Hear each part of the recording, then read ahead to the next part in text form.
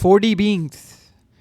अब 4th dimension को समझने के लिए 4D वो वाला 4D नहीं है, मूवी हॉल वाला 4D है, या पानी के फुव्वारे आ रहे हैं, हवा के झोंके आ रहे हैं, ये 4D अलग 4D है। तो ये जो इमेज है, वैसे तो मैंने ये चैट जीपीटी से जनरेट करवाई थी, बहुत ही ज़्यादा टट्टी इमेज उसने जनरेट करी है, बट कोई बात नहीं, हम जो समझाना चाह रहे थे इसमें से अगर आप थोड़ा सा समझ पाएँ, 1D 2D 3D और फाइनली 4D, इसको थोड़ा सा समझ लेते हैं। वैसे 4D समझना आसान नहीं है, ह्यूमन माइंड उसको नहीं समझ सकता, क्योंकि we are 3D beings, we can not encompass that, और उसको फिजिक्स के इक्वेशंस और मैथमेटिकल इक्वेशन से समझना पड़ेगा।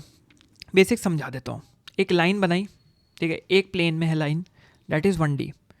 आप 2 प्लेन में अगर वो लाइन बनाई, या एक स्क्वायर बनाया, लाइन के बाद स्क्वायर बनाया, वो 2 प्लेन में है। लाइन तो एक्स डायरेक्शन में थी, एक्स एक्सिस में थी, वाई एक्सिस में थी, ग्राफ तो पड़ा हुआ ही है, थोड़ा तो पड़ा होगा, एक्सिस वाई एक्सिस है ना, वाई एक्सिस में थी, एक्स एक्सिस में थी, यूनिडायरेक्शनल थी, या एक सिंगल प्लेन में थी, हो गया आपका 1D। अब आपने उस लाइन को एक्स एक्सिस में भी और वाई एक्सिस में भी खींच दिया, तो एक स्क्वायर बना दिया, हो गया 2D।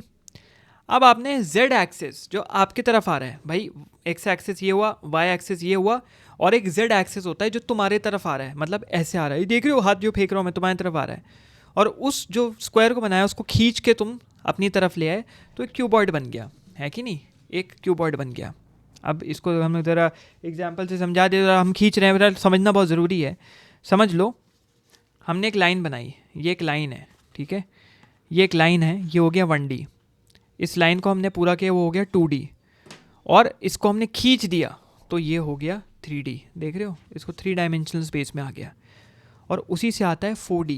4D में एक एलिमेंट आ जाता है विच इज़ टाइम, और वो यूनिवर्स में कोई ऐसी चीज़ जो मूव कर रही है और विद टाइम उसका शेप चेंज हो रहा है, that is what 4D objects are.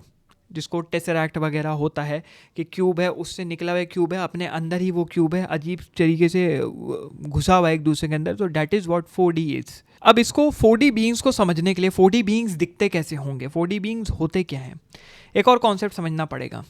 Let's say ये एक प्लेन है, प्लेन में आप इसको सामने से देख रहे हो, ठीक है, तो ये 2D ऑब्जेक्ट दिखेगा, एक रेक्टेंगल दिखेगा, ठीक है। अब लेट्स से मैंने इसको मूव करना शुरू किया, तो क्या हो रहा है बताओ, रेक्टेंगल छोटा है, रेक्टेंगल बड़ा है, रेक्टेंगल छोटा है, रेक्टेंगल बड़ा है, रेक्टेंगल छोटा है, रेक्टेंगल बड़ा है। अगर कोई लाइट रिफ्लेक्ट ना हो रही होती, रेक्टेंगल छोटा है, रेक्टेंगल बड़ा है।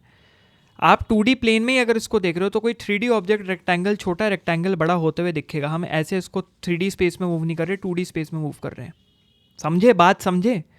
हम इस ऑब्जेक्ट को 3D स्पेस में मूव नहीं कर रहे, हम इसको 2D स्पेस में अगर मूव कर रहे हैं तो रेक्टेंगल बड़ा छोटा दिखेगा। वैसे ही 4D होता है, जब 4D 3D में आता है तो वो अपना शेप चेंज करता है, वो अलग तरीके से दिखता है। Those are what 4D beings. अगर 4D बीइंग्स हमारे वर्ल्ड में एंटर करेंगे तो बहुत स्ट्रेंज लगेंगे, वो अपना शेप चेंज करते रहेंगे, हम उनका फुल फॉर्म नहीं देख सकते। 4D बीइंग्स को, जैसे हम हैं, हमको नहीं पता इस बॉक्स के अंदर क्या है, हम नहीं कह सकते what is inside it, but 4D beings इसके अंदर भी देख सकते हैं। जैसे कोई पेज होता है, हम पेज का फ्रंट भी देख सकते हैं, पेज का बैक भी देख सकते हैं। ये अभी तो मैंने फॉर्म भरा नहीं, गैस का फॉर्म भरना था, बैक भी देख सकते हैं। वैसे ही 4D बीइंग्स इस चीज़ के अंदर भी देख सकते हैं। हम नहीं देख सकते जब तक हम इसको खोल के एक 2D प्लेन में देखने की कोशिश ना करें। इनके पास ये 4D क्यों कहलाते हैं 4D beings? Because they have time control. इनके लिए पास्ट प्रेजेंट फ्यूचर एक ही है, ये पास्ट प्रेजेंट फ्यूचर एक साथ देख सकते हैं। हम क्यों नहीं देख सकते भाई? हम जैसे किताब पढ़ते हैं, किताब में एक एक पन्ना एक बार में पढ़ते हैं, पूरी किताब नहीं पढ़ पाते, ये एक बार में पूरी बुक पढ़ लेते हैं और टाइम को समझ लेते हैं। इनके लिए टाइम कंट्रोल इनके हाथ में होता है। ये पास्ट भी कंट्रोल कर सकते हैं, प्रेजेंट भी कंट्रोल कर सकते हैं, फ्यूचर भी कंट्रोल कर सकते हैं। और यही एंटिटीज़ को लोग गॉड बोलते हैं। मोस्ट प्रोबेबली यही एंटिटीज़ गॉड्स हो सकती हैं। यही एंटिटीज़ हैं जिनको हम इमेजिन नहीं कर सकते। तभी गॉड्स को इस तरीके से पर्सोनिफिकेशन यूज़ करके, मेटाफर्स यूज़ करके इस तरीके से दिखाया गया है कि दे आर जस्ट एंटिटीज़। बहुत केसेस, बहुत रिलीजन्स में दे आर जस्ट लाइट्स। मतलब जैसे इस्लाम में नूर बोला जाता है, लाइट है।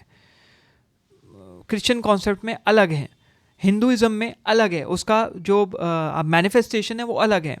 ठीक है, कोई भी गॉड ले लें जो ह्यूमन बॉडी में है, वो हो सकता है कोई 4D बीइंग है, हम उसको एज 3D देखना चाह रहे हैं तो उसका शेप अलग हमें दिख रहा है, but that is a 4D being. So सब कुछ अलग है। सो यहाँ पे रिलीजन्स के ये कॉन्सेप्ट ट्रू दिखने शुरू हो जाते हैं। इंटरेस्टिंग दिखने शुरू हो जाते हैं। है रिलीजन्स अलग, बट अगर 4D बीइंग्स के कॉन्सेप्ट से देखो कि सबके जो थ्योरीज हैं वो कहीं ना कहीं मेल ज़रूर खाती हैं। तो ये सब जो कॉन्सेप्ट्स हैं, ये जो पेज वेज पन्ने वन्ने लेके ज़रा थोड़ा सा देख लेना।